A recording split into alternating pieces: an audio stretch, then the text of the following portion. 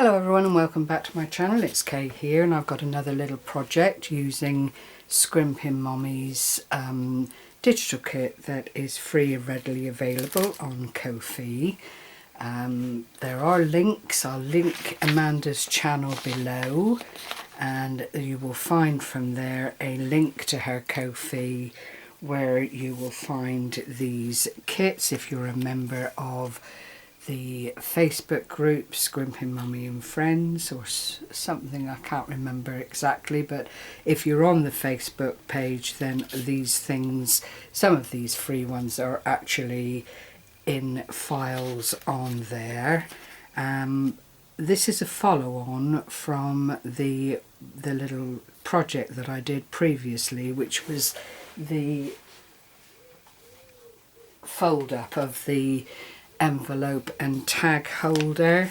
I did say in that video that this kit, in my opinion, is very versatile. Considering it's only 3 pages, it has a great deal to offer, and I said that you could do more things with it. So I'm here to remind you about the little kit here. It's 3 pages, the figurines, then there is ledger paper and stained paper.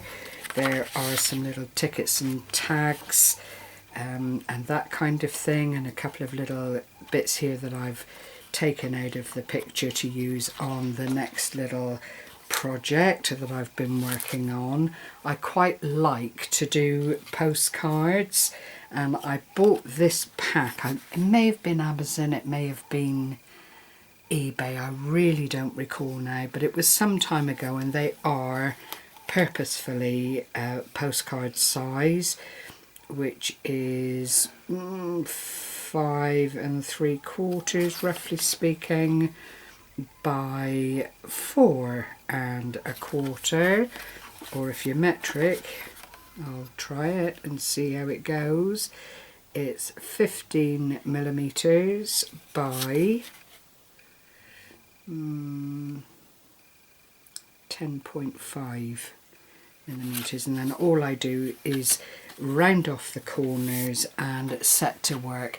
It gives you quite a nice size base to work on. It's not too large so that you feel intimidated by the blank space, and it's actually quite a nice size to work with. So I'll show you what I did using the digital papers. This is the first one, and you'll see the little cutout there, the little figurine. I had this rose and this butterfly in my stash, and these are simply stickers that I bought some time ago. I couldn't even remember where, to be honest. It was that long ago. A little bit of lace on the back. I've muckied it up a little bit with distressed ink, put the postcard stamp on it and a little franking bit there just for authenticity. I mean, you could send this out and write on it and it would go through Royal Mail with no problem whatsoever. I've done it before and really enjoyed it. I've coated the outside of it with an acrylic mix, which allows you to handle without taking any of the colour out of the papers, or indeed for it to go through the post, and apart from oil on the skin, which would probably appear on the back, I don't know that it would permeate the cover on the postcard. So that's the first one. You'll see the little bit of lace, a little bit of applique here, a number which was cut off the bottom of here somewhere, other little bits that I snipped off. I backed the whole postcard bit with the ledger paper and then built up from there. So you do see layering, you've got the texture from the various bits and pieces that I've added to it, and that's it in a nutshell. A little bit of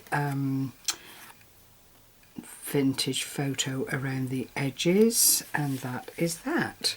This is number 2, same principle again, although this time I don't believe I used the ledger. Oh yes, I did. I used the ledger paper scraps is what I had left, and I just covered it behind, knowing fully that the joins on the paper and so on wouldn't be seen by the time I added little bits and pieces to it. And again, it's more stickers, the butterfly, some lace, the figurine, and also an admit one ticket on the back, the same stamping again, and it really is rough and ready because I didn't want it to look pristine and as though it had just been made. So that is number 2. And then the final one, which is the stronger colours, because I used the I think it was this paper, the coffee dyed paper on the back, a little bit of the ledger paper there, the 2 ladies from the figurines, a little number, a flower and a butterfly, lace and applique, and the luggage in advance ticket. They've all been treated in exactly the same way, and depending on what you add onto them is how very, very different they can look, even though you've virtually used the same components. I mean, I just adore this kind of thing. It sits well in pockets. You can, as I've done in the past, write a little message on the back and put it through ordinary post and have it land on someone's mat to cheer them up a bit with a little get well or an inspirational on it. Or it can simply be even stuck to a page around 3 sides, and there you've got a nice little pocket there. The very, very versatile kit, and again I think it's done a lovely job for the project that I wanted to share with you today. I am looking at other of Amanda's freebies because I do like to use them and show my appreciation of the fact that a lot of work goes into this kind of thing. So I may well come back at a later date with some different bits and pieces, because if you only had a few pages of this printed out, you would still be able to make some really, really lovely projects and feel quite accomplished at the end of the day.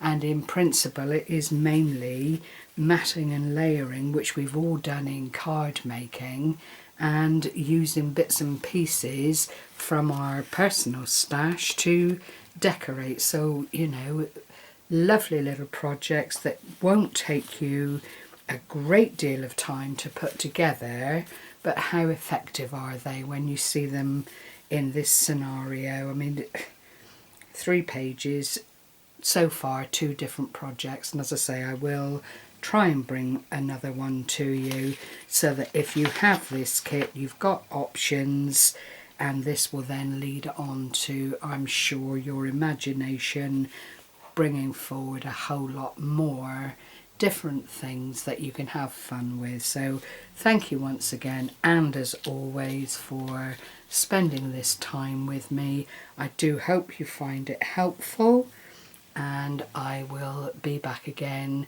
in the not too distant. Take care everyone, happy crafting, bye bye for now.